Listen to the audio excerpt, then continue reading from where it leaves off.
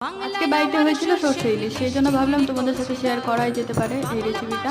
তো মাকে বলেছিলাম, তো মা সেই জন্য আজকে শিলপাটাতে মশলা বাটছে। তারপর কি দিদিভাই কড়াইয়ে তেল গরম করে নিয়েছিল আর মাছগুলোকে একটা একটা করে দিচ্ছিল।